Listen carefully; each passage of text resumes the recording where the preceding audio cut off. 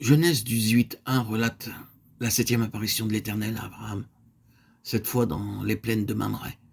D'après Genèse 13:18, ce lieu est identique à Hébron, dont le nom signifie communion. Abraham était parvenu à la jouissance de ce privilège que représente la communion avec Dieu. Le chapitre 18, verset 1, nous décrit le patriarche assis à l'entrée de sa tente, dans une attitude de profonde expectative. Il n'est pas heureux à proprement parler, mais s'attend à quelque chose. À mesure que vous progressez dans la vie spirituelle, il est possible que vous receviez des avertissements concernant des événements futurs.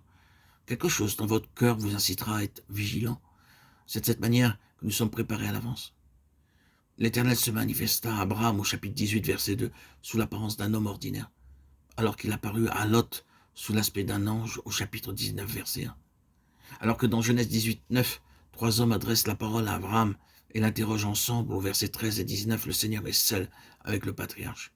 Lorsque Dieu commença à lui parler seul, Abraham se rendit compte que son interlocuteur était le Tout-Puissant, alors même que celui-ci s'était présenté sous l'aspect d'un homme.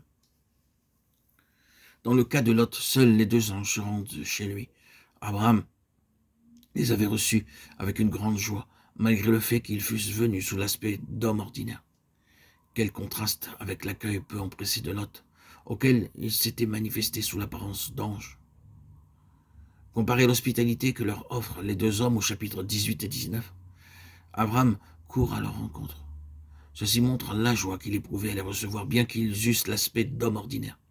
Lot savait qu'ils étaient des anges, mais après s'être levé pour les accueillir, il resta à l'endroit où il se trouvait. Dans Genèse 18, 3 à 5, Abraham dit « Venez et asseyez-vous, je vais entrer pour vous préparer de quoi manger. » En ce qui concerne Lot, il n'est même pas question de nourriture dans les paroles de bienvenue qu'il leur adresse, bien qu'il leur ait donné de l'eau pour se laver les pieds.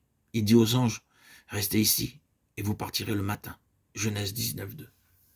Peut-être craignait-il que sa femme les renvoie ou refuse de leur donner à manger.